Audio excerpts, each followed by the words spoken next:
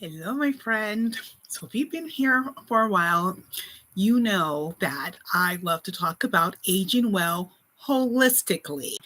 All of your body, not just your skin, not it just takes it's everything that we want to do to age well tomorrow. So it's a little shifts that we can do today that will help us live a better life tomorrow, healthier, more vitality as we age. So today jumping into exercise, and specifically four types of exercises we women need to do in order to age well.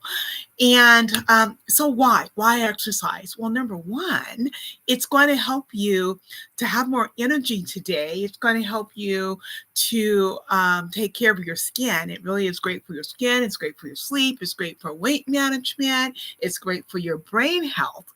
And so that's all the things that's happening with you now. But as far as tomorrow, after you have a few more birthdays, you want to make sure that you are protecting your body or reducing your chances, I'll put it that way, reducing your chances of having heart disease, stroke, diabetes, and some types of cancers. So, I mean, no guarantees. Life happens, right? But when you add exercise to your routine of life, your lifestyle, then it reduces those chances. And when I'm saying exercise, it doesn't, when you think about it, it's 30 minutes a day, 5 days a week. Just that's like the minimum to be able to do to keep you healthy. And actually, even if you did 5 minutes, it's better than 0 minutes. And maybe you're at this stage where like you haven't been exercising. And so you start with 5 minutes and then move up to 10, 15, 20 to 30. But if you think about it, 30 minutes a day, 5 days a week, that's 150 hours, which breaks down to 2.5 hours a week. So 2.5 hours a week of our time or out of our life to be able to live healthier both now and tomorrow. That is pretty amazing. And no, my friend, you cannot do it all at one time. You can't like once a week, I'm just going to exercise 2.5 hours and I'm done. No, it really is the consistency, and it really is that compound effect building on top of each other. So yeah, you need 3 days a week, but look, I mean, 5 days a week, but you get 2 days off. So there you go. You do get that. But let's talk about the four types of exercises that's really important for us as we age. Number one, I'm going to talk about your balance and flexibility. Because as we have more and more birthdays, we really do become a fall risk. So we want to make sure that our body is stable. We're doing all the different things to keep us healthy. So some of the things that I would suggest is for balancing is you can do like yoga stretches. You can do Tai Chi. I haven't tried Tai Chi yet. It seems pretty interesting. Pilates is a lot of fun. It just really helps for stability there, and then also stability balls. My stability ball has been deflated for a while, but I think I need to pump it back up, inflate it again, and work out with that for a little bit. It's just so big. It takes up a lot of my space, but I can find a spot for it to be able to use it more often. But I really do like working. That was a lot of fun doing the exercises on the stability ball. But then there's just simple things that we should work with. Like for instance, learning to get in and out of a chair without holding on. So I can stand up and sit down, stand and sit without holding on to anything. Practicing putting on your socks and even your panties without sitting. And now, if you have not done that, I would suggest that you start off leaning against your bed or leaning against a wall, because it can be really wobbly. If it's something that you haven't done before, it could be very difficult. So I want to be safe in doing these exercises. I mean, like I've said, we're doing this to reduce our fall risk. So let's not become a fall risk doing these exercises. Just kind of practice in a safe environment, making sure everything around you is good. Okay, the second exercise I would recommend is strength training. And why is that important? Because as we get older, we start losing the density of our bones. We want our bone density to be healthy. And we want to protect ourselves from osteoporosis. So strengthening exercises is really good for that. So, and I'm talking like weights, bringing in your weights. Oh, I should have bought one of my dumbbells with me, but I have dumbbells in a variety of sizes. And as you build up, you can keep building, more the more weights to them. But if you don't have weights, that's fine. Just grab a can of corn or something, because it still has a little bit of weight to it, and work out with that. But I would recommend, when you can, to actually get the dumbbells, because if you think about it, the parts that you are actually holding is really made to fit into your hand. So that's really good. So, but that is so important, doing the weight and building up our muscle mass. And also resistance bands. I did bring that out. A resistance band. That is so good for getting your stronger muscles. Now, resistant bands are really pretty inexpensive. You can get them almost anywhere, and they come in a variety of resistance, right? So, I can even just feel it now, just, my muscles here doing that. And this is actually just my lighter one. And you notice that I had to pull it here, because this is like a really, really light band. Like I said, they do come in different resistance strengths. So I'm just pulling it closer here because I needed a little bit more power, because I didn't pull out the bigger powerful one.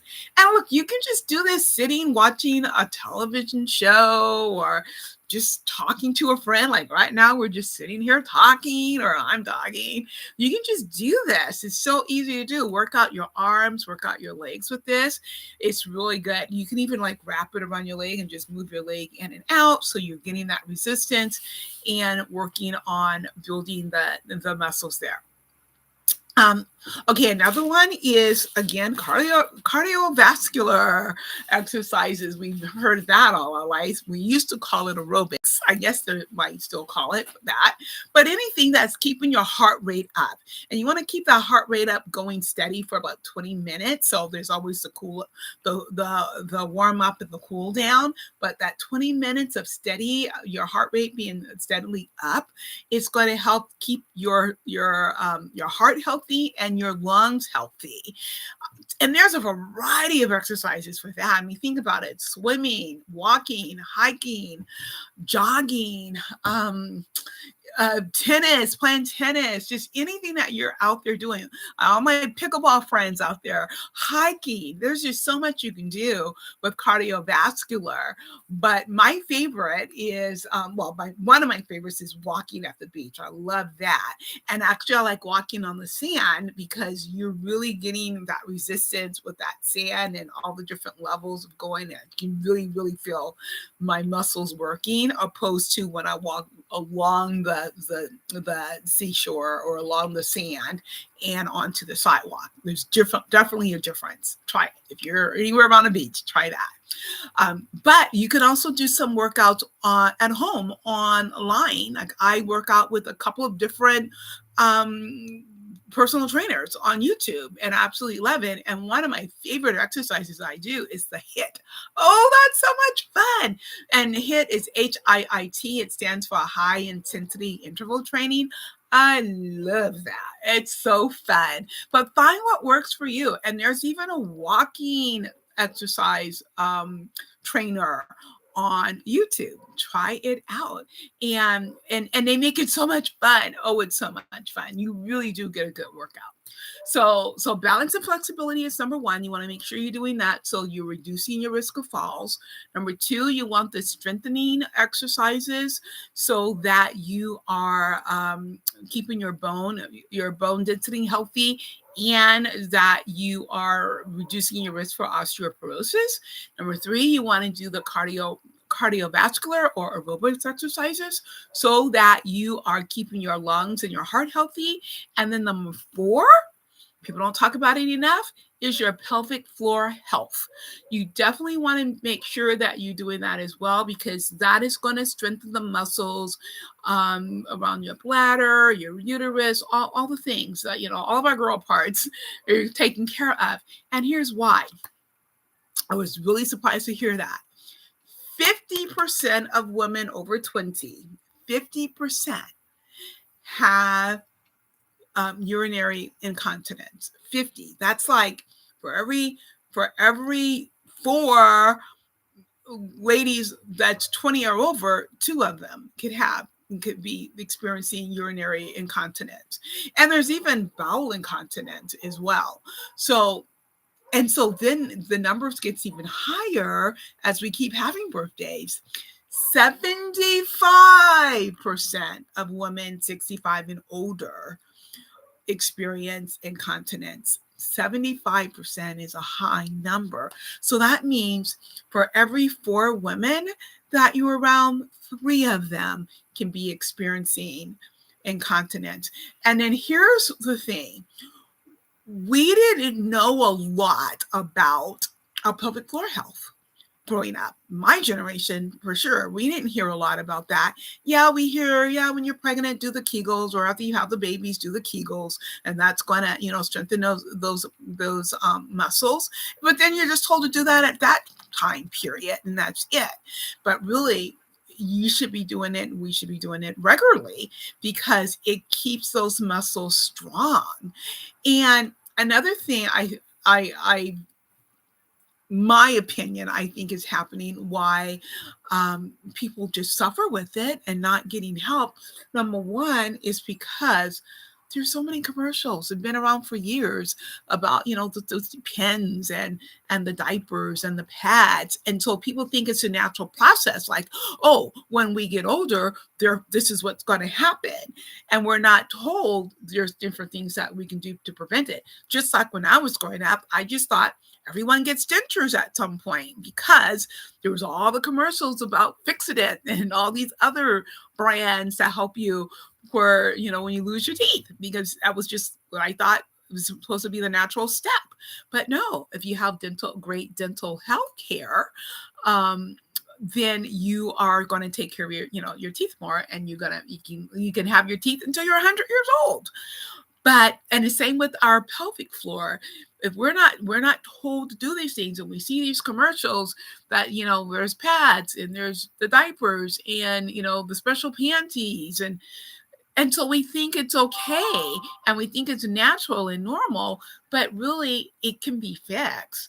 And then there's also the fact that a lot of people are embarrassed about it. So they don't want to talk to their doctors about it. But I'm going to tell you, I was not embarrassed. It started happening with me, and I'm like, I know I'm in my 60s, but I'm too young for this. So I talked to my doctor, and then I got sent to a physical therapist, and so I'm doing the physical therapy and learning the proper way of doing the Kegel exercises, because I can't even tell you I was doing them right before. I don't actually, since I've been doing it with her, I know I wasn't doing it right before. So I would say, if that's something that you have experienced, please reach out to your doctor. Please reach out to your doctor, because it could be as simple as just doing some exercises, and as simple as doing a little bit of dietary changes, and you can be good. Could be good. So no, you don't have to live with those pads. So talk to your doctor. It's not necessarily a normal. I mean, it's normal. It's very, very common. So yeah, we do know it's normal, but it's not something that you have to live with. So there you have it. The 4 exercises that you should do as a woman. Your, again, the balancing and flexibility. I want to keep you from falling. Number 2, your strength training. You want to keep the bone density healthy and reducing your risk of osteoporosis. You want to do the cardiovascular so that your heart and your lungs are healthy, and you want to do the pelvic floor exercises, and you want to do it correctly. So you want to talk to a doctor or therapist, a physical therapist, or someone, so that you're doing it correctly, and we can, get that taken care of. But there's 2 different types of incontinence. So you definitely want to talk to the doctor, and so you can get the proper help. Okay, and so I have to give you a disclaimer here. I am not a doctor. I am not a nurse. I am not in the healthcare profession at all. Not even playing one on television ever. So no, I am here giving you my personal experience and some research that I've done, but I am not giving you medical advice on any of this. And for sure, if you have any health conditions, you want to talk to your doctor before getting into a new exercise program.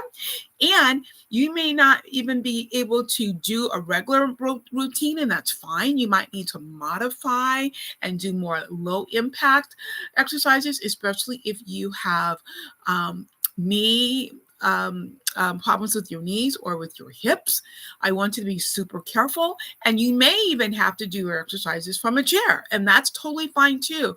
It's still getting that movement in, and find the movements that you love best. Find what movements will bring you more, the most joy. And sometimes on the weekends, especially on Saturdays, I might just put on a couple of albums and dance my way to health. So that's fine too. So find what brings you joy, but try to get in the 4 different types within your week so that overall you are keeping your balance, you're keeping your heart healthy, you're keeping your lungs healthy, keeping your bone density healthy, and you're keeping the pelvic floor healthy.